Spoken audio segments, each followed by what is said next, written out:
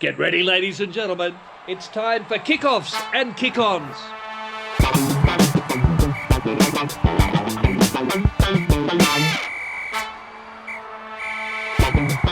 Count me in, Swoop. Oh, you can't because you're claiming you're stuck in traffic. Swoop will hopefully be along very shortly. Would you like to count me in, Drew? Sure. Here we go. 3, 2, 1, rolling. Thank you. Hello and welcome to the KOKO Show. Kickoffs and kick-ons on this glorious, glorious day. The rain may be hammering down in Sydney, but I tell you what, it's warm and sunny in our hearts. Oh, isn't it? Boys? Oh, goodness me. We were dog shit tonight. What a beautifully descriptive quote from Rassie Erasmus. I don't know if you saw that. I did see it. Oracle in the post-match presser. He said that was his opinion of his beloved Springboks. I like to think that they weren't dog shit. I like to think that the Wallabies turned them into dog shit. Yeah, to Rassie's credit, he did pay respect to and give credit to the Wallabies as well. Absolutely. Yeah, so whilst he was also not happy with the Springboks performance, he was, full of flattery for the Wallabies performance. I just love a coach that comes out and says it like that. Yeah. There's not enough of that. I bloody love Rassie. 62 years, gentlemen. That means you guys never did it. Yeah. No one involved in this call or this pod was even born. Except for you, Prof. Yeah, I was. I was about 10 years old. But it was absolutely amazing scenes there in Joburg. We're going to break the whole thing down. We're not going to waste any time. The three men that will break it down from the Wallabies side are three men that never played dog shit, ever. I'm going to say that as a fact. It was Adam Ashley Cooper, Matt Giddo, and Drew Mitchell. Gentlemen, a magic day to be a former Wallabies, I'm assuming. Former Wallaby player. Oh, yeah. I mean, it was very worthwhile getting up at 1 a.m. On Sunday morning for us and watching our guys. Look, but I have to say, after 20 minutes, I was like, it wasn't looking great. The Springboks were playing some fantastic footy, dominating across the park. And then, we scored our first try in the second half and, managed to kind of steady the ship a little bit before half time. And then I don't know what was said at half time, but it's just completely different game from both teams in the second half. I'm about to bring in our very special guest from South Africa. But before I do, have you got any initial thoughts, any praise, anything you want to part on us? Well, I just think every day is a great day to be a former Wallaby. But whereas now it's those people that sit on the fence. I feel like the Australian public, I've never seen so much press and positivity about the Wallabies at the moment. So I think it's just it was a good week, a good weekend from the boys. Huge performance. This weekend's going to be, if you thought last week was big, the reaction of the box after hearing Rassie's press conference, this one's going to be huge again this weekend. Yeah. Well, perfect time to bring in our very special guest. We obviously had him in studio last year, one of our highest ever rating programs, and Tom has written an intro. You know how it works, Shimmy. Let me read it to you. This week on the KOKO Show, we are joined by a former South African big bopper who is 40% biltong and 60% fucking great bloke. He has played several tests for the mighty Springboks, and now he is one of the most respected voices in South African rugby. This man dominates the airwaves with his rugby podcast, Box Unpacked, alongside two little-known has-beens, Jean de Villiers and Schockberger. So please welcome the Cape Town Crusader, the Rondesbush Rager, and everyone's favourite happy little hooker. He is one of the biggest, brainiest, and most beautiful Boks of all time, is, of course, our newest Wallabies convert, the one and only Hanyani Shimmy Shimange. Hey, Shimmy. There he is. How's it, guys? Thanks for the welcome. Yeah, look, it was different circumstances. Last time I saw you guys, the Boks were all running all over Australia. And it's clear you guys have reciprocated pretty well. But the unthinkable happened. I think if you had Ellis Park, you'd have heard how quiet the crowd was. No one expected it. I won't lie. I thought, that if the Springboks win by between 10 and 15 points, but gee, was that, I think, Sia scored the last try from the Springboks, then it was all Wallabies right there, right till the end. But a special result from you guys. Congratulations and enjoy it. But we'll see you in Cape Town. I like that. Hey, while Shimmy's just been chatting there, Swoop, you've joined us. Yep. I'm just getting initial thoughts from the Wallabies and from Shimmy about that big game that happened on, Saturday night their time, Sunday morning our time. Yep. Your thoughts? Fantastic. 38 unanswered points. What happened? Well, that's what we're going to get to the bottom of. Well, you asked the question already. No. But Shimmy, what's the reaction been like? Obviously, I don't especially in South Africa. I couldn't imagine anyone was expecting that type of performance, with a result for one, but also the manner in which it happened. What's the reaction been like? No, I think we've gotten used to the Springboks winning so much. I thought everybody thought this was a foregone conclusion. You consider, you look at the history of the venue. We've had Australian teams with Hugh Lawton, with the Tekiris, Wendell Sailors, Matt Rogers, and Gregans, Larkhams come to Ellis Park against Springbok teams that weren't so good, being underdogs, and they've managed to get a result. It's just a field where we've always delivered. Now the Aussies come as underdogs, and you guys managed to turn it around.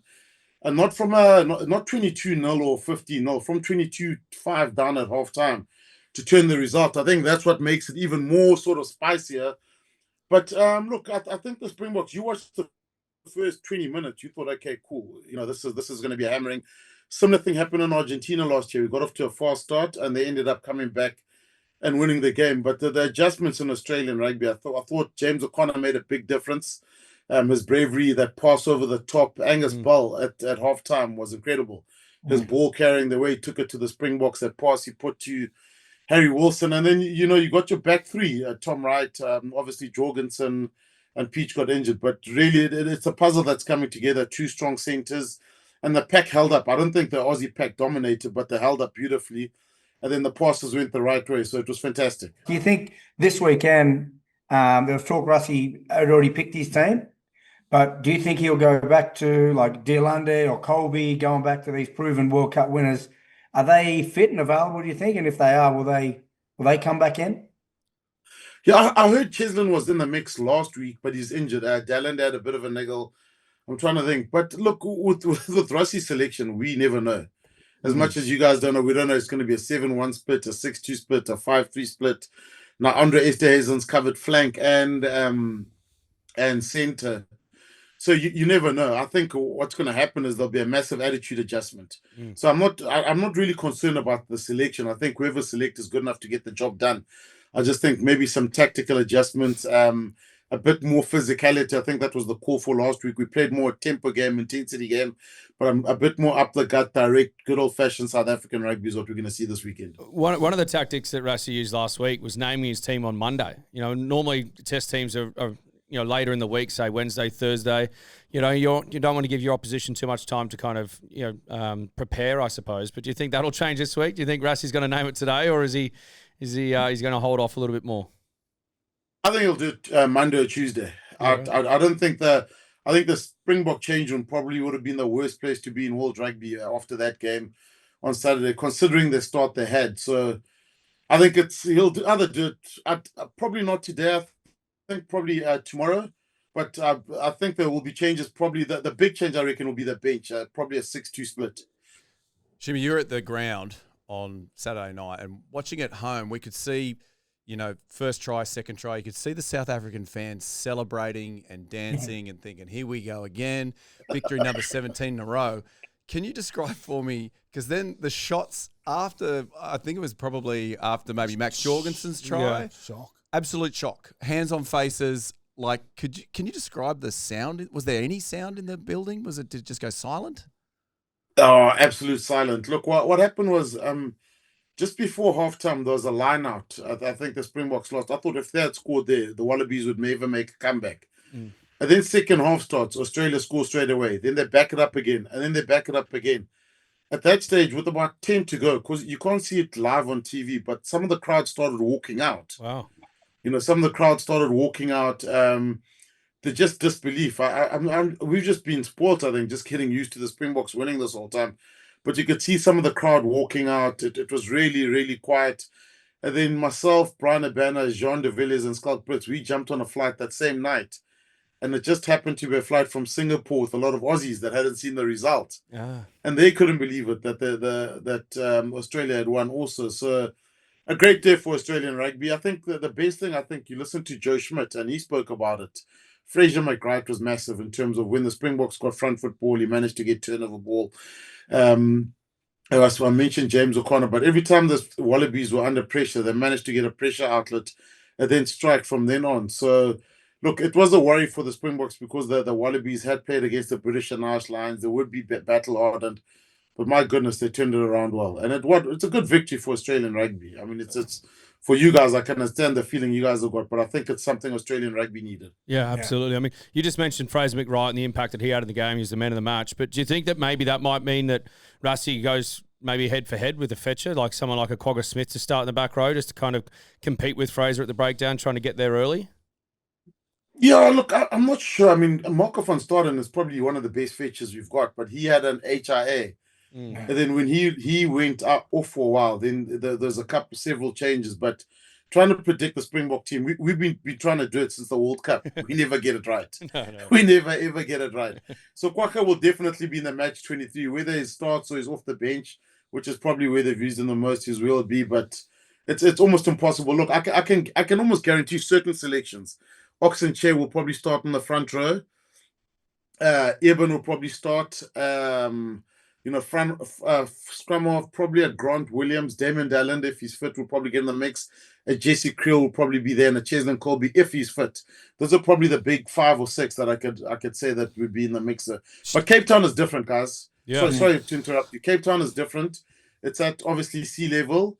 There's a lot of rain down here, so it is a different game here. Just understand that. It's not hot like Joburg. Hey, just a question, and apologies for coming in late here, but did you have any kind of insight from the playing group? Have you spoken? Have you connected with anyone that took the field from the Bockies, and any insight there? No, not at all. Like the guys basically thanked the crowd and walked off into the change room afterwards. You know, it's like after a test loss. I don't think many guys are chatty after that. So I only spoke to Sia in the interviews, but the guys, you could see the guys were upset. So to sort of stay out of the way. Yeah. What did you see in terms of that second half? How different was it from the first half, and what went wrong? Was it a mindset or a skill set? Was it just simple errors? Yeah, look, look. There were some individual areas, like when Harry Wilson scored that try, that was biting in defensively. We tried to counter attack. Esterhuizen doesn't catch the ball. He goes through that long pass where Swahili got the intercept. So it was in individual areas. We got into the 22-meter area. We just could not convert. Then Australia had long-range tries. So it was a couple of things. But I think what happens with a fast start like that, everyone thinks 22-5 at halftime, you're going to cruise the game. You think it's going to be 42-10 or whatever it is.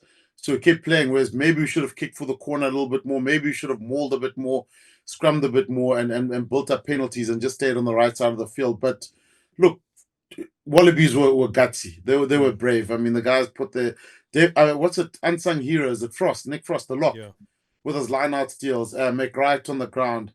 I thought the scrum held up well. But for me, that Bell coming on made a huge impact because he could carry. Then Gleeson came on. He's a big carrier, so that made a big difference. And McDermott. Gets? Well, for me, I thought that first 20 minutes, because it was so easy, well, it looked easy for the Springboks. I agree with Shimmy that maybe they went away from what was working well. So even the way that first try that they had was just so clinical, direct, lightning quick ball. They get to the edge, get back to the middle. Then they just worked. It just seemed so simple. So I think that's what we're going to expect this weekend. It's going to be a more direct game plan where these, Fraser and even Tom Hooper will be taken out of the game with these stronger carries. So, I don't really have any other questions, but I think we just need to keep talking about how good Australia was and just bask in this for a week, Shimmy, you're right around Cape Town is different, but I think anywhere in South Africa where the Wallabies are playing will be different off the back of that kind of loss, that Bocky loss. I'd love to know what kind of conversations that were had in the change rooms with that playing group. Rassie, what kind of spray, if there was a spray.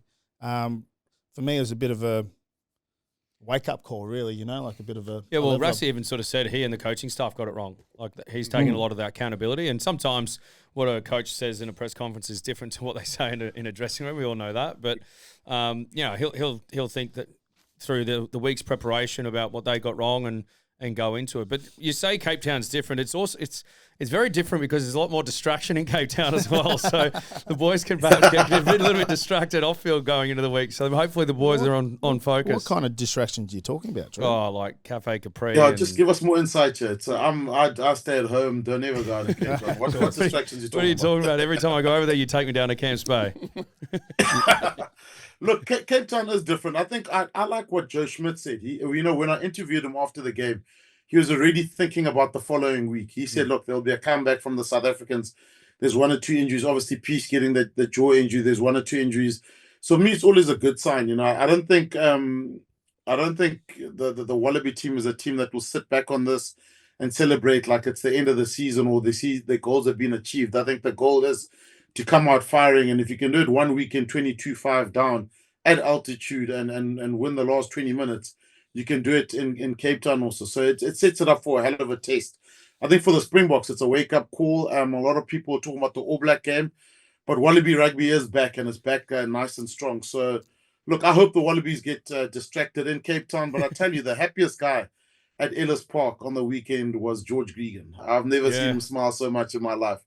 He was happy. Phil War bumped into him afterwards. So the happiness, because they played in the glory days along with you guys of Australian rugby. The happiness, the smiles there, I could see with this. They were incredibly proud to be Wallabies Australians in that cauldron. Can I ask you now, as somebody that hasn't played at altitude, what does it feel like? Are your lungs burning? Is the ball doing weird things? Are you getting altitude sickness? I mean, the ball goes further. You know, obviously the kicking and sort of that comes into play, but it's more just you get short of breath. And then all of a sudden it starts to become a mental thing, right? You're sort of 15, 20 minutes into it and you start going, geez, if I'm feeling this bad now, how am I going to get through another 60 minutes or whatever the case may be? But so it starts to play a mental thing. And once you get your sort of second wind, then it's all right. But I mean, we say for us going up to altitude is difficult, but I would also imagine a lot of the South African team at the moment they're playing in Japan, they're playing in Europe, and some of the guys aren't even playing in altitude provinces within South Africa. So whilst it's their hometown and they may be a little bit more used to it, they also don't often play there week to week either. Yeah, look, they had a 2 or 3 week training camp. So all the training camps have been at altitude. Right. So the guys would have been used to it. But I remember when coming, Stormers or whatever, Cape Town, going up to Joburg, we never really discuss it locally. You sort of get there, captain's practice, your lungs burn a bit. You say you have it, okay, it's going to happen during the game. And then you get into it. But the only team that, to play at altitude, you got to use altitude well. I thought the Springboks, if they'd maintain that level of intensity the first 20 minutes, then it's a different story. And I think maybe that's what they try to do. But the attacking team has got to use altitude well for it to kick into place. It's pointless having a slow game at altitude and thinking you're going to use it. So it is. Look. I'll go back to that one. It's a hell of an impressive one. I mean, I heard some of the Australian players had never been to Joburg before, and that drive into Joburg, it's not the prettiest or the most scenic view you'll drive into any city in the world, and to get through that and make it and still get the result. So for them, they'll be loving Joburg. 2 things. Not related. So, Prof, talking about altitude, for me, in a cross country, did you ever have a go in cross country at school? Did. Yeah, so that little burning, that sick little feeling? I was walking it. Sorry, mate, what were you saying? But did you still feel the burn? Did you feel that? Yeah, I was doing fast walk, 15 minutes in, for me, my experience was that would come in and you can almost taste a bit bloody. But like Drew said, once you get your second wind, then you through it and it kind of doesn't really have much of an effect after that, other than the ball travels further. The second one, Shimmy, have you seen a couple of these pundits that got out and declared all sorts of things? Even at halftime, there were people reviewing the game, talking about how bad the Wallabies were. Have you seen them this week? No, have I seen them? Yeah, have you seen any of them? No. Right. Well, why? Who are you talking about? No. There's a couple of people that have their own little shows and whatever, and they've just popped up on social media that Wallaby fans have reposted, where South Africans before the game be saying, the Wallabies are shit, we're going to smash them. Another guy was just talking about how good this first half's been. The game will end up being 60-0 when it was 22-5. I was just wondering if you'd seen any of them. And if you have, no. little word to them. No. Look, some of us, a lot of guys we're talking between 10 and 15 points victory for the Springboks. But yeah, look, everyone's quiet now. Yeah, there'll be a lot of wise men about what happened, but there will also be a lot of people eating humble pie. Look, I'll be honest, I didn't see this coming. I thought Ellis Park, the record, the history, I thought there's no way. I thought Cape Town maybe a bit closer because of the conditions, but I thought in Joburg probably a little bit too much. But look, that's the beauty, that's the nature of sports. Everyone's talking about Eden Park, 30 years. We're going up there in 2 weeks. Hopefully, we can also reverse history and buck the trend and help you guys win the Bledisloe Cup, maybe. Yeah, that'd be good. Hey, Sorry, Prof, You go. before you jump in, I've got two things also. One, just a question on clarity around, they are related. Clarity on rules around last feet, right? So when the ball's out and the defence can actually come up and potentially pilfer the ball or play the ball, is it the last feet of the man rucking or is it last feet of the ball carrier who's placing the ball? That's the last feet of the ruck. That's right. So did you guys notice, I'm not too sure in the first half, just because of the momentum and their mindset around cleaning out and probably, that one bullet, one kill kind of mentality, that the ball was actually out well past last feet? I think the injury to Dylan Peach allowed Andrew Kellaway to come on and provide some. This is what impressed me the most: the feedback loops. Right there was, from what I saw and our angles watching on the TV, the ball was well out. Potentially, the Wallabies defence didn't see that because of the depth perception. I think he came on. You could see there was a little bit of a clip there where he was talking to guys around balls available. I mean, I'm not a lip reader, but balls available because there was a moment there where they actually started to kind of go through. Whitey became a bit of a pest. They started to talk to the referee around balls available, balls out. Yeah, right. And Might I have been think a that message kind that of he brought on. I think so. Yeah, I thought that was quite an interesting kind of play. Did you guys notice that at all? No, I didn't notice it, but now that you say it, I'll go back and have a look. This is why you're the coach, mate. Yeah. And what was your second thing? It was related. Yeah, Shimmy's got to get going. I segued into the second thing. Sorry, I didn't. You did your turn one. You're talking about. He's talking about one breakdown out of about 150. It was on the right-hand side when he played the scrum off. Yeah, but when Swoop focuses in on something, he's on I'm it. dialed in, Shimmy, son. you know this show. You've been watching it. He knows the show. He knows He knows the the show. show. Does he like the show? Do you like the show? likes Shimmy, the can I do two questions? But they're not really questions. First one is Sir Kolisi. Is there any update on his leg, just for us Aussie fans?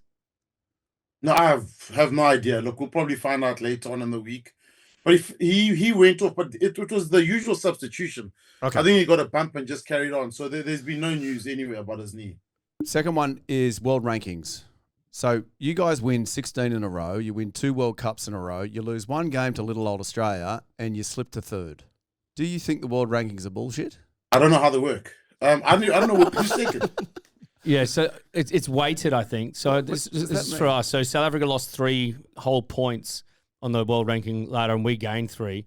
And I think it's because it was world number 1 versus 6. It was home game. They lost by 15. So like all those little factors come into it and make it a 3-point drop. But I looking at that, I thought that was quite significant as well because we're at 6th, just maybe 0.2 above Argentina or someone, whoever was below us. I can't remember. Sorry if I got that wrong. But then we jumped up 3 whole points because I was thinking because above us, the next gap was sort of maybe 4 or 5 full points above us. I was like, oh, that's going to take us a little while to sort of chip away at that. But then all of a sudden, in one fell swoop because of the difference in 6th versus 1st, a home game that we won, or an away game for Australia, and also the amount of points you won by. I think it all factors into it. But I think we can all imagine, we can all agree that those things are more of a guide about how teams are going rather than an actual thing that you can sit there. It becomes super important now that we're getting closer to the world. Yeah, for the rankings it does. For your placement. Yeah, determines the pools. It's just interesting. Ireland doesn't play, and let's not get into it. Hey, Shimmy, I know you got to go. Thank you for joining us. Thank you. Yeah, bye, thank you. Good day, mate. I forgot to say Thanks, Johnny. Shimmy, thanks for joining us, and good luck to the Box next week in Cape Town. Not too much good luck, just a little bit, and we will chat to you very soon. Thank you very much, guys. And Thank please, you, if you can beat us at Ellis Park, you can win the Bledisloe Cup. Oh, come on. That's it. There you go, Shimmy. Shimmy's a nice guy. He's too humble. He was praising us. It was so hard to rip in and really celebrate the victory in front of him. He's too nice. He's gone now, though, Gitz. So if you really want to just, toot the I old know, horn. but I'm also careful of those idiots that spruik before the Wallabies box games, the ones in South Africa, and I don't really want to eat any humble pie. Yeah. I don't really like humble pie. I like pie, just not the humble type. Yeah. What type do you like? Chicken. Always like a chicken pie. Yeah. Chicken leek, chicken mushroom, chicken veg. You know what chicken I like? corn. I like a spinach and corn and cheese. Good on What? you, mate. Yeah, a little bit of sweet chili sauce. Let's not get into it. So we go on to Cape Town. Yep. Now, I didn't want to bring it up with Shimmy, but you boys always talk about what a great time Cape Town is. There'll be Wallabies fans heading to Cape Town. You saw there was, I think, 3 of them in the crowd at Johannesburg that we got a good shot of. Where should they go in Cape Town, boys? I'm asking the 3 of you. Oh, look, I think there's plenty of things to do during the day. Maybe shoot across to Robben Island, get a little bit of the history with Nelson Mandela, get up to Lions Head and Tabletop Mountain, get a good view. But I mean, Shimmy did say it's quite wet there at the moment. But otherwise, I mean, Camps Bay is one of the most gorgeous places in the world. The water's a bit fresh, especially now in the winter, but... You know, just go down there and, Cafe Capri. I mean, look, since we've been there, it's been a long time. And I've been told in a couple of comments, in previous episodes, it's maybe some of those establishments are no longer there. But whatever's down there on the main strip there at Camps Bay, like, you can't beat it. It's beautiful little restaurants and bars. And Codfather. Oh, the Codfather, yeah. Institution, apparently it's still there. Yeah. Prawns the size of your chest. Wallabies. I think Wallabies is still Yeah, up. Wallabies is a nice joint. But Giovanni's... I believe Giovanni's a cafe is right there. Like, that's a nice point. Just opposite is the Green Point, the new stadium there. Yeah, the one that you can bungee off. Yeah, it's opposite that, and there's actually a model agency just next door. So if you like to people watch, sit out the front of Giovanni's and have a little Thai plum chicken. You took your resume once, didn't you, Beefy? Yeah, I did. I just was passing it out, pamphlets outside. Did you get those photos done, like black and white? No, I didn't do those. Like with the scarf and stuff? Got some photos done, but not those ones. Yeah. I'd love to see I them. remember reading that profile. Single. Here's my number. Cullinan, room 1115. Very cheeky, Drew. If you don't mind, I would like to touch on some players in that game because there are some genuine superstars that are being built in this Australian squad. I mean, Jorgensen, the Yorgo. He's 19. Does he do that every game? And that right foot step, it was like he didn't even try. Yeah, I mean, I think one, there's probably just like a little bit of, I mean, there's a huge amount of confidence and belief, but also maybe a little bit of naivety or in the most positive way. I mean this, that he just backs himself, and I love that about him. Like gets, we all sort of say it each week that he competes at every moment, but for him to get in behind, he had some support around him, but just did that little in and away and just broke through. Like that was sort of the stuff that I was talking about in the Fiji game. Harry Potter taking on Caleb Muntz in the backfield, and end up kicking it, whereas Maxi Jorgensen is just in that mindset where he just backs himself. I also think he's performed so well throughout Super Rugby, the Wallaby season. I think he's starting to get a little bit of respect from the opposition. Roger Federer, like the change room wins, right? You come up against Roger Federer, like, I'm fucked, I'm going down in 3 sets. Did you just link Max to Roger Federer? Is that what we're doing here? Yeah, why not? I'm with you. The Max Express. But I think as well, like as a defender, when you got someone that's pretty decent coming towards you, it's a mental kind of defensive battle as well in a way. And I think Max is starting to kind of cause that doubt. I agree. Like max speed, max power, Max Jorgensen. Like how good? Just not Max comms. You're not happy. You're still a bit quiet out in the field. I know you're all about the comms. No, I'm talking about when he's on here on the couch. No, with but us we're going to get him again. Yorgo's coming back in. Okay, good. And now he's scored all these tries. We won't be able to shut him up. Oh, I reckon. Yeah. Gets a couple other ones. Tom Wright at the back. Started slowly, had a few errors, and then just carved him up. Well, I reckon they all seemed a little bit thrown off, like almost like the first test of British and Irish Lions. Like that intensity, the ferocity, even in defence, the way they would rush from the outside in. They had that umbrella defence, and we kept, because the outside was coming up quick, we kept stepping back into the ruck where they were the strongest. Then the second half, we made a couple of adjustments. Even that little pass from Belly to Harry Wilson, start to play on the outside while they're rushing. Like it's almost like you play into the teeth of it a little bit. The throw over the top, like the wingers were always jamming hard on the second last. But yeah, Tom Wright, I thought he was phenomenal, especially that last 20 minutes. But his last try, again, you're talking about max speed, Max Jorgensen, all that, like the Fed Express. It was his chasing. He was covering 3 people there for that mistake. He was jockeying. Tom Hooper out on his feet, couldn't get there. Max Jorgensen defended 3 people, forced that turnover, and then Righty goes away. So there's a lot of little effort areas, not only Jorgo, Righty, even Fraser McReight. Just the team dug deep, and those effort areas we got rewarded for. I think as well, the growth in the Wallabies team in the last 18 months is their ability to make adaptations on the run. Like Giddy was saying there, with the defensive line speed coming up and they're closing off, they're giving you a picture where they're closing on the outside, so it corrals you back in towards the ruck. And then whether it was a call from upstairs and the coaches on the assistant coaching staff got it out to them, whether it was the experience of James O'Connor and the other leaders on the field, whether they just made those calls because of the pictures I was seeing. But what we're seeing is a team that's got the ability to adapt on the run and just make small little adaptations, which then get positive outcomes. Your boy Jock, James O'Connor, slides in 3 years since he'd been in a Wallaby jersey and was just a general out there. Swoop. Just calm and composed. And, like, I don't think we expected him to go 80. I mean, obviously, through injuries, a few adjustments, right, he had to. But, I mean, he was enormous. Like, he didn't get his hands. He wasn't, you would say, like, exceptional. You know, he wasn't like the X factor or anything like that. But he just did his role really well. Kind of fed the ball. That nice little harbour ball over the top.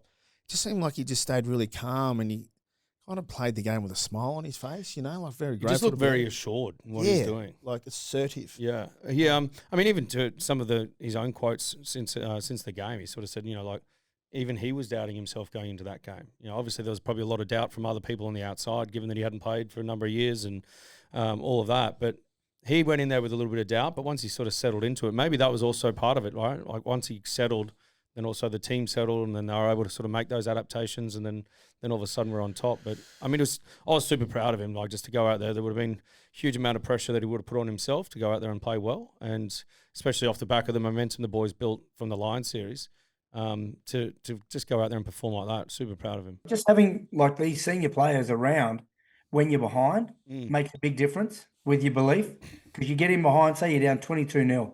You know, what do you say, really? You've just got to be the next team to score, or let's get back into the contest, do something. But it's the experienced players that then give confidence to the guys that haven't been around as long. And that's the moment when they probably start to doubt themselves or second guess. Whereas having these experienced players around, it really does add a lot of weight.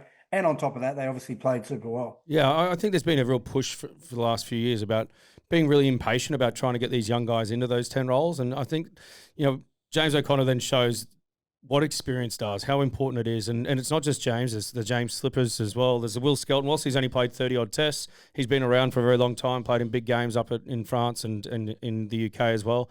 But having a good blend of experience plus, you know, youthfulness and enthusiasm is really key to make sure you get that balance right. And I think it just shows that you've got to be patient with your 10s and you can't throw them in too early, because, you know, it can really undo someone's career. And it also shows the power and the importance of someone in those crucial positions, the ones that are steering the team around, that have a calming influence on the squad. That experience bloody counts. Do we want to give the Crusaders any credit for? Well, yeah, of course. We don't have to. It's all part of his journey, right? Like okay, we can. Again, James said he's probably lived 3 or 4 lifetimes, you know, rugby lives in his rugby career, because he's had the ups and downs. He's had to show resilience. He's had to back himself and come back, and there would have been doubt, you know, laced through certain times throughout his career. But to then put himself back in the position, go over there and up his skill set at the Crusaders, and then bring it into this squad and go out there and get the fruit, like, I thought it was really good. Very, very good. Anybody else want to bring up anything from that game? I want to know, is there any report on Harry Wilson, his knee? Apparently he's okay, as in post-match, Joe said he was walking around and he was all right. And the players that they named that won't be able to play next week are obviously Slipper with the HIA and Peach with a broken jaw. So I guess we're waiting to hear what's happening with Harry. Shame for Peachy. Like, how long? What's the broken roadmap? Jaw, yeah, I mean, it depends if it's return to play in 2 spots, displaced, probably 2 months or so. Of all the shoulders to hit, Joey Suaalii had the broken jaw earlier in the year through the Waratah season, so it's probably similar to that. But I don't know. I just thought right across the board it was just a really strong performance. Fraser McReight, he was at like all time, just not just the affecting the turnover, but in really crucial moments, like when we look like we're under so much pressure, and perhaps another couple of phases we might concede, and then all of a sudden he comes up with the ball. Like, that was a big knock from Fraser. Can I tell you one of my favourite moments was, and it was a beautiful camera angle right down low on the scrum, and it was Taniela Tupou packing in against Ox Nisha.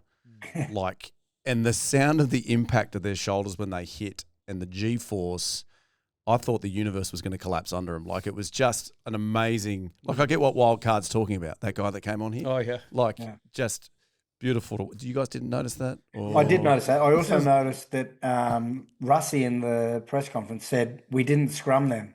So I'm wondering what that means for this weekend, you know? Yeah. Could you imagine the training that they're going through in the first couple of days of this week, the Springboks? Like, you always know after a particularly poor performance in the eyes of your own, like in coaching staff, whatever, you know that the next couple of contact sessions, like, they're not the sessions you want to be in. Well, You just know you're going to be in for it. Like, I hope he flogs them to the point where they're tired on Saturday. Do you think he'll do that? Couple little soft tissues. Eh? could happen.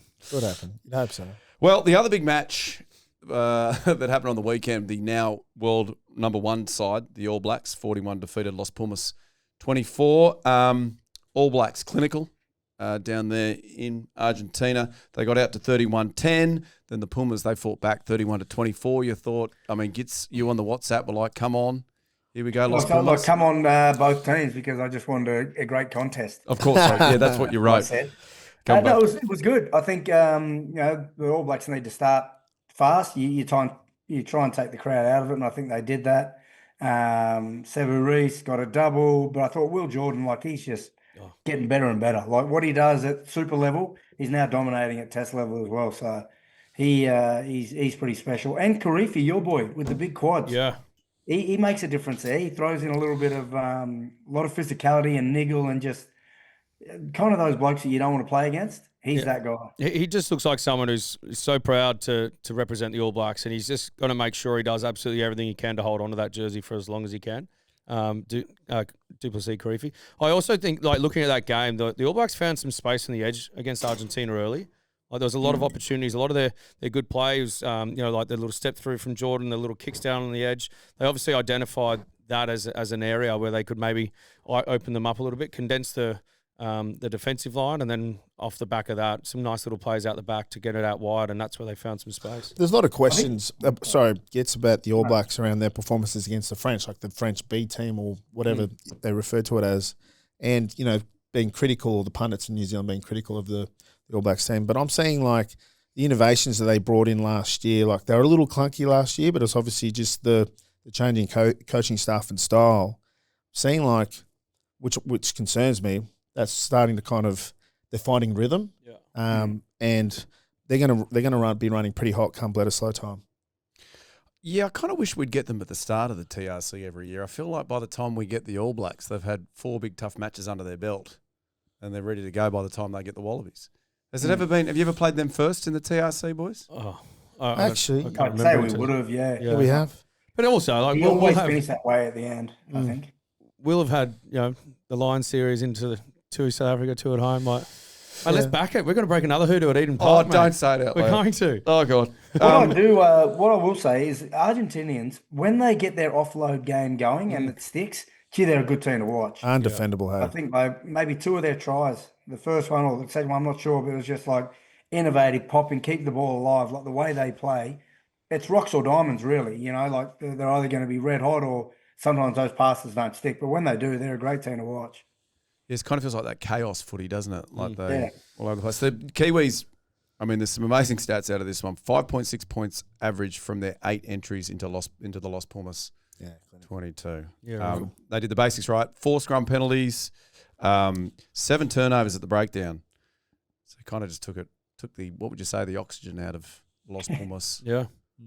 I mean, that's the crucial part, right? We just spoke about the Springbok Wallaby game, Fraser McReight's impact on that. Like, breakdown, whilst some people think that it's all, games won through the flair in the back line, like, it can only have the flair in the back line if the boys up front do their job. And, the breakdown is a really crucial part of that.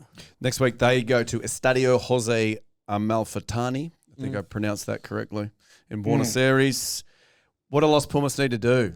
How do they turn this around and get over the top of the All Blacks? Well, I think what Gitz just said, like, they're so good in chaos, right, with their offload, keep all alive kind of style, is being really disciplined around knowing when to kind of pull that back and be quite clinical and, play a more physical kind of direct game. It's finding that balance between what they're really, really good at, but not being too loose and kind of trying to overplay their hand and show that. You've got to earn the right to play an offload game. Like, you can only offload, and the offloads work well when you've got a dominant carry and you've got the arms free and you've got sight to your support player and all that. Like, but if you're getting dominated in the tackle or you're not getting those shoulders through and you're still trying to offload and you're perhaps going back, your supporting player might think, I'm going to hit this ruck, and then they pass it to you and you get that confusion. Or, so you've got to earn the right to play that type of game. And maybe they just sort of, like the All Blacks just dominated them physically and stopped them from being able to do that for a long period of time. They still have confidence though, right? Because last year in the TRC, they beat each of the 3 sides at least once.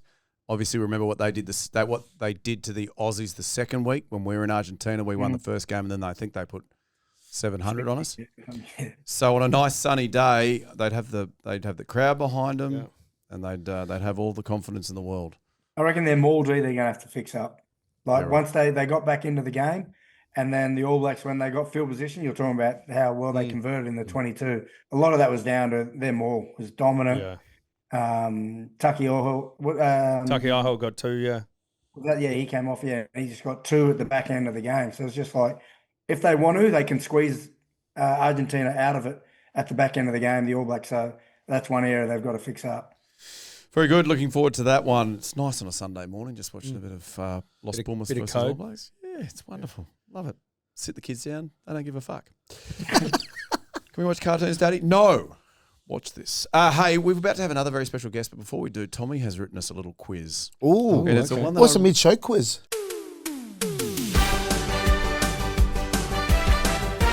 And I really like this topic that you've come up with, Tommy. I don't often put praise on you, but I do right now. The quiz today, gentlemen, is on the Southern Hemisphere. Is called Shit Wheels. Sorry, I'm just looking at Tom's Tommy, wheels. those What are they, shoes mate? are terrible, mate. Oh, no, okay. Don't look at me like that. I'm just... He's they look like a sunrise or a leave Tommy sunset. alone. I think he's doing a great job. Yeah, he's fantastic. You're a beautiful man, Is Tom. he taking you to HR again, Drew? I am HR. Oh, God, we're in trouble. I know. Of this company, I'm HR. No? Yeah, right. That probably explains what we're getting as sponsors. Jokes, Fireball. Hey, yeah, jokes. Oh, Tom, they're great. Sunset, Come on, sunrise, let's go. whatever, We've got a guess. whatever they're- We do. Sorry, You know no. how it works, gentlemen. Multiple choice. I'll come to each of you first, etc., etc. In the southern hemisphere, cyclones and tropical storms move clockwise, and in the northern hemisphere, it is counterclockwise. What is this phenomenon called? Is it A, the ANREP effect, B, the Coriolis effect, C, the Denver effect, or D, the cheerleader effect? Ooh. Swoop. B, Corios. Oh, I was going to say that. I'll go C, just for point of C, difference. Denver, and you, Goit.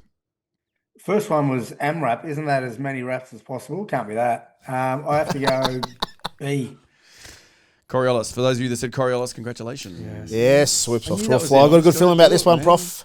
It's part of one of my sleep stories on the car map. I heard all the different clouds. And With Matt McConaughey? Yeah, anyway, keep going. Good on you. I know, but I just try to be different. Okay, no one. What percentage of the world population lives in the southern hemisphere? 11%, 15%, 13%, or D, I don't like to put a percentage on greatness. Good one, Tommy. We are good down here. I'll go first. C, 13. We're going 13 as well. Gits. Fuck, that's what I wanted. Well, I'll go 15. All of you are incorrect. 10. 11%. Is it? There's not many of us down here. Yeah. We need to Just get. got lots of land. D's right then, isn't it? Sorry, say that again. I was just saying D is correct then. It is 100%. Sorry. Yes, 100%. You want him to say it again? No, I know. Oh, you got it. Yep. I think I need to flush my ears out. That's all right. In which southern hemisphere country does it rain fish in May? Is it A, Chile, B, Argentina, D, Honduras, or D, Drew's bedroom? Am I right? Oh, Tommy. You're a I've dirt been there. It does have a fishy smell. But I'm going to go with C. I'm going Chile. Chile. Honduras. Ding, ding, ding. For those of you that said Honduras, you are correct. Gets us jumped with the lead 2-1-1. Question number 4. How many southern hemisphere flags are emblazoned with the Southern Cross? Is it 5, 6, 4, or 17,899, which is the number of backs and calves in Cronulla? What are our numbers again? 5 is A, B is 6, and C is 4. I'm going 5. 5, 6. 6, and 4. swoop. A ding, ding, ding. Ding. 2 all. 2, 2-2-1. PNG, AUS, NZ, Brazil, and Samoa. All right, last question. Ooh. Stand by. This is Jesus. all You're live building some television. Here we go. suspense here. Sorry about that. Question number 5. Brazil is the biggest country in the southern hemisphere. They are famous for surgically enhanced perky bums, or BBLs, as they're known. How many BBLs were performed in the last 12 months? A, 500,000, B, 600,000, C, 400,000, or D, not enough. Am I right? Tom, you are on one this week, mate. Right? What's happening? I don't know. Horn dog. Hey, yeah, right. So 500,000, 600,000, 400,000. BBLs. Brazilian butt lift. Oh, Are we back to Apparently. swoop? Oh, no, we're back to Drew. No, I'm going to go last so I don't get picked the same. Okay, as these I'll guys, go 'cause I won't- B 600. B, Yeah, what's the maybe 500, 600, 400. Yeah, let me go 500. 500. 400. Ladies and gentlemen, the winner of the quiz this week is Matt Giddo. Yeah, kidding. You. Good on you, Gits. How you fellas? Hey, Gits, good on you, mate. You deserve that.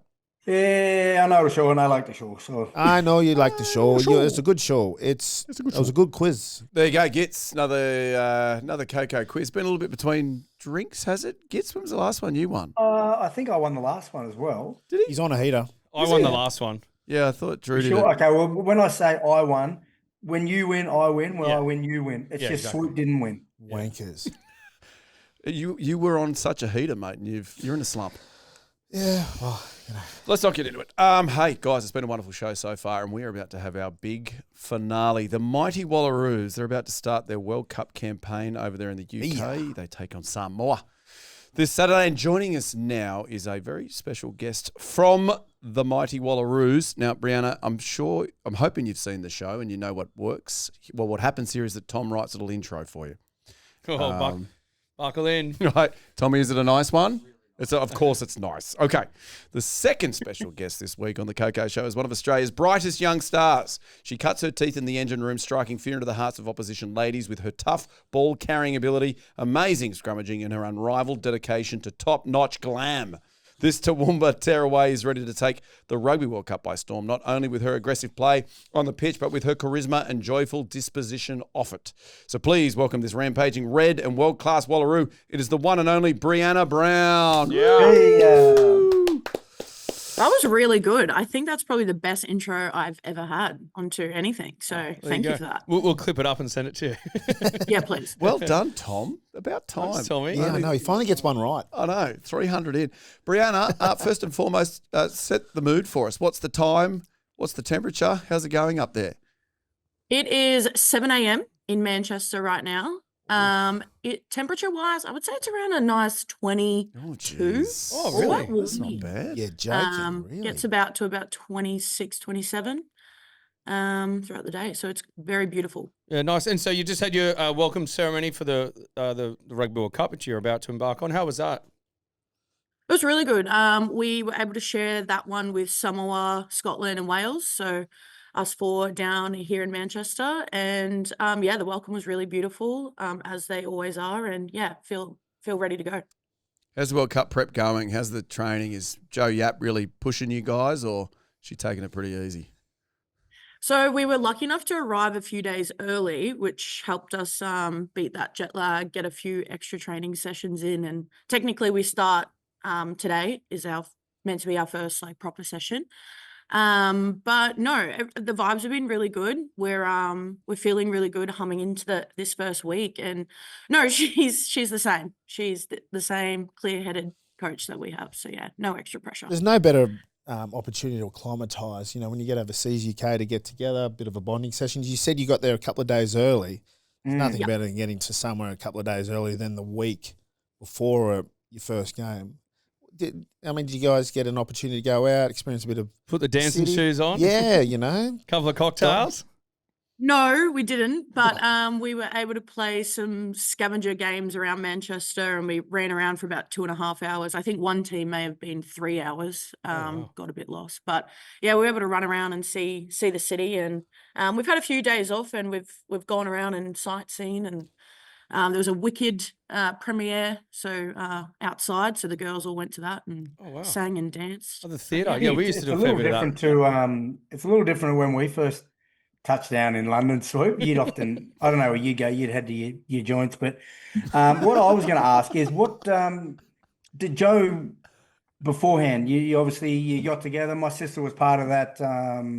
She got to give everyone their tickets to go over. So basically, it was a meeting.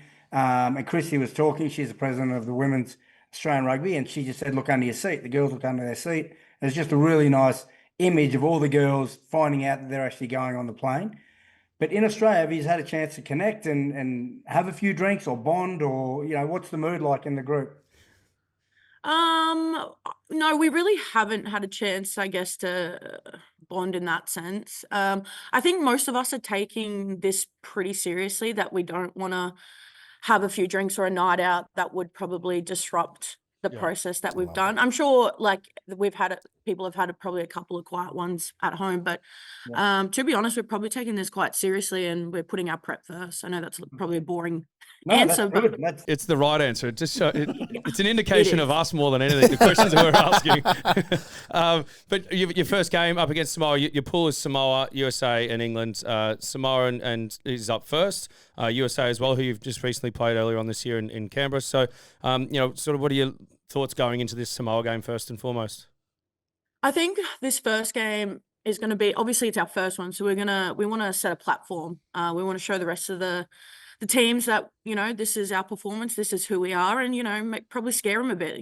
We won't take this first game any lighter than we would against New Zealand or Canada. So for us, we're fine-tuning everything that we've built on this year, and it's our first game, so we want to absolutely be the best we can on that very first one. Is there an indication of the team, the starting team, or it's still Joe's still playing guessing games, mix the teams around, make everyone compete for their spot? Yep, no, we're still very much competing. We had a internal hit out Saturday. What's today? Saturday. So we were put into two teams and had a big crack, and that'll happen again on Test Match Tuesday, we call it. Where we'll go again, and those teams might be slightly different again. It just depends, and then we'll find out Tuesday night as a team first. So no, we're still competing. I don't think anyone's locked in, which is what you want. You want to fight all the way to that very end for a spot, and nothing's predetermined. Now, I know you're probably not looking too far ahead, and you're probably giving me the political answer, but has anyone sort of mentioned Kelter from the USA and how she stamped on Georgie Frederick's head in Canberra? We earmarked her for maybe a bit of extra attention? We watched some videos actually last week of just some things we want to keep an eye out for, and as soon as she came on the screen, we were like, "Boo!" No, she's definitely in the back of our mind, and when we play them, we won't forget. Let's just say that. Yeah, nice. That was good. That was very unpolitical. I like that. You got Samoa, then you got USA. This is probably gonna be another political answer. Are you looking ahead to England playing such a strong team at home in their own World Cup? Are you already prepping for that sort of game? Look, we haven't spoken about it. The most we've gone to is about USA and started prepping for that. But it wouldn't change. Like as I said, those first two games would set a platform and lead into that third game. Them being number one at the moment, in a home game for them, it's pretty big. But I think the pressure's on them to perform, not us. So. Bree, out of the squad and the recent performances, who's impressed you the most? Can't include yourself, obviously. You're the superstar, but sorry about that.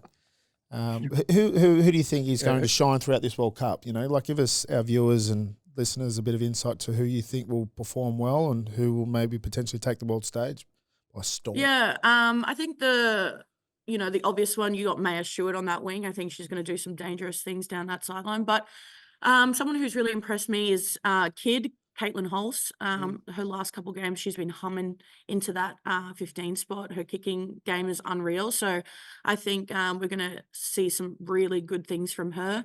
Same with Tia Hines. Dolly, come from the Sevens program. She's slotted into that 10 spot quite nicely. So I think, there's going to be some great things from that combo and pairing out there. What about my forwards? Let's have a little think about them. Catalina, she is first World Cup for her, and I think she's been playing an unreal game. She's a workhorse around the field. Her defense is amazing. So I think some big things from her as well when she gets on. Catalina, the wine mixer. And for Samoa, I just want to ask, where are their strengths? What do you need to be careful of this first game? You obviously, as you said, you want to start this campaign with a big win. So what do you need to be careful of there?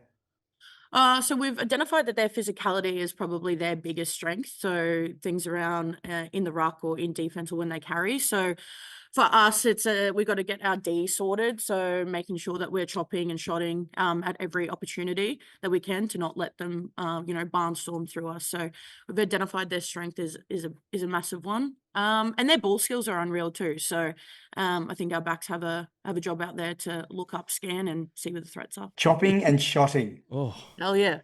it's like a night out.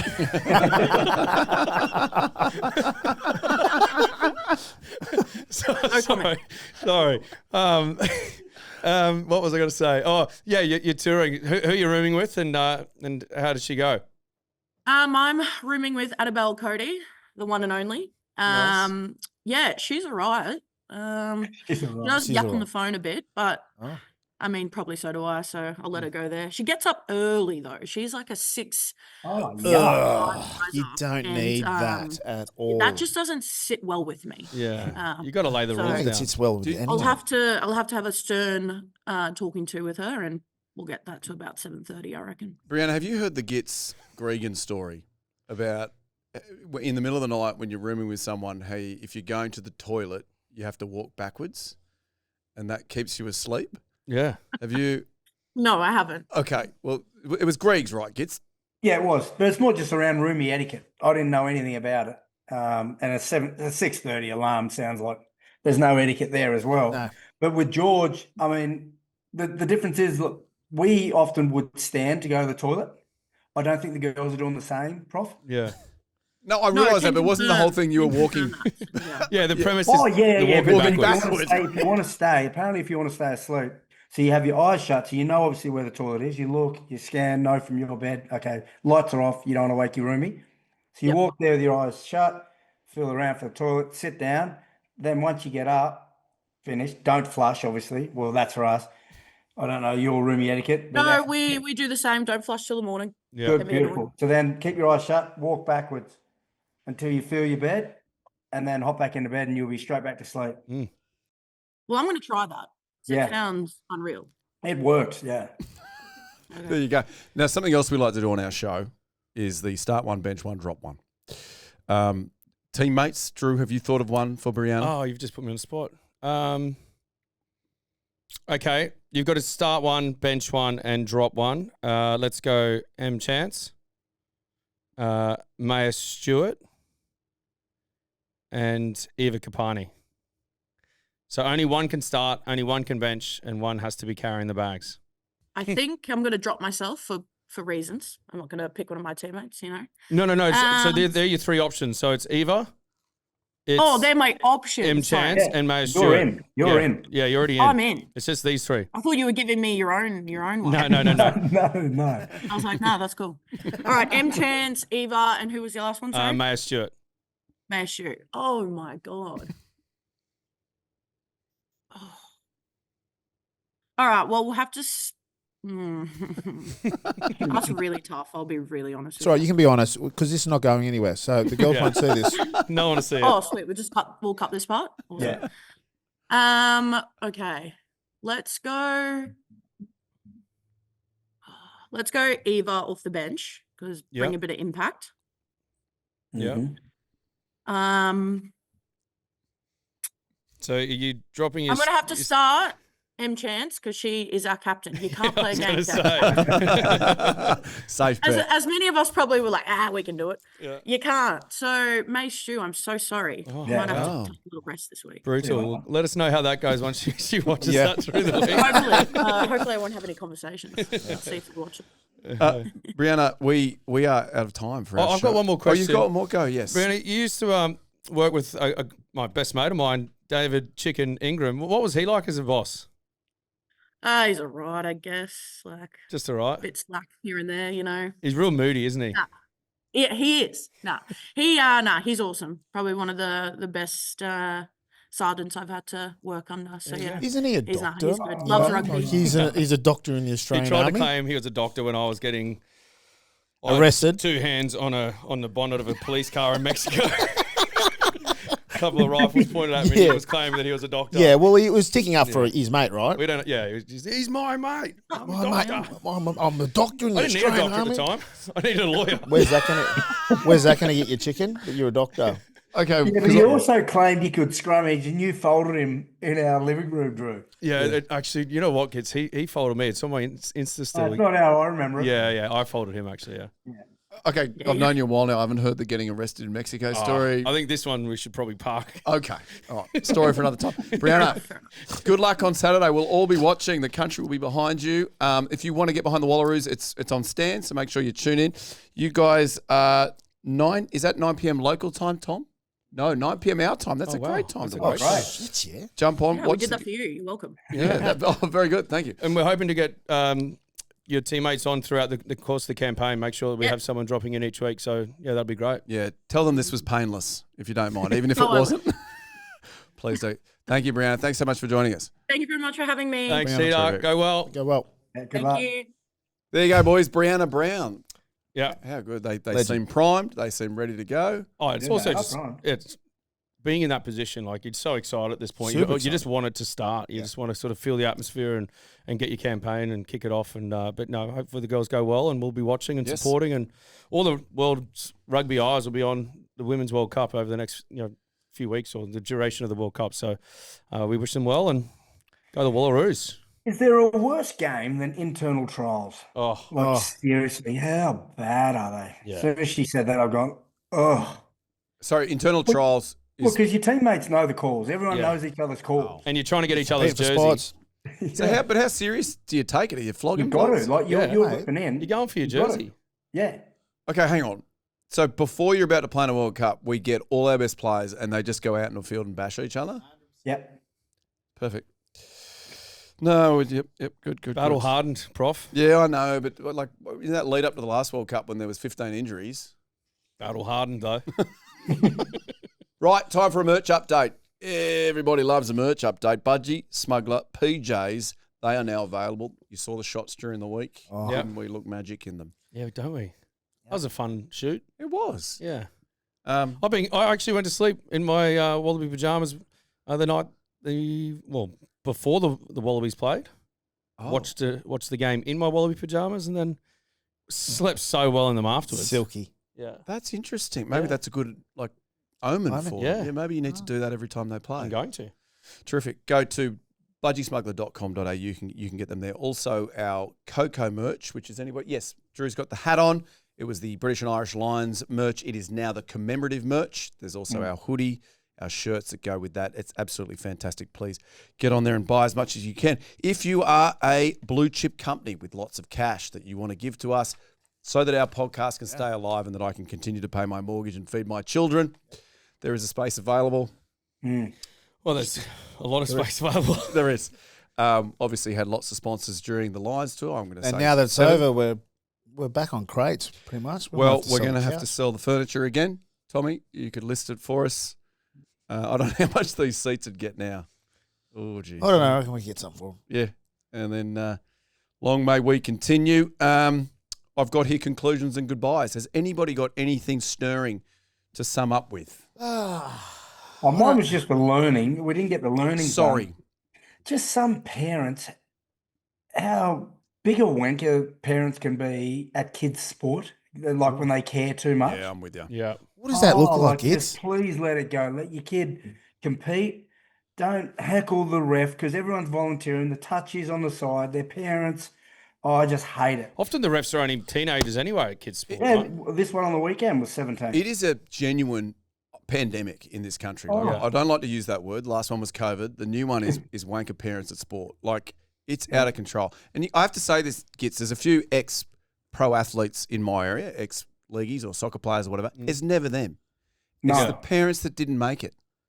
The parents that were close or whatever that carry on like fuckwits. Is it just the ones that are watching, or is it like the parents that play, say, soccer and get sent off? Well, I don't. Mate, it was close to the end of the game. I know one of those, but I've not seen like Prof would be one of those down in Canberra, I'd imagine. No, I'm on my best behaviour because my wife would leave me. I don't No, watch. it even got to a point where Bianca went up and said, "Can you just let the ref go?" Yeah, there needs She to be doesn't some say type anything, of ever. not an investigation, but some accountability. We should have some type a mob, not a flash mob, but a mob that heckles the parents that are ripping into either the kids no, I or feel like you're trying to. no. You fight fire with fire. Yeah, I feel like that's just going to make it more of a pandemic. Perfect. Well, at least it takes Keep your team. That's about it. Like you don't need to scream and almost bully.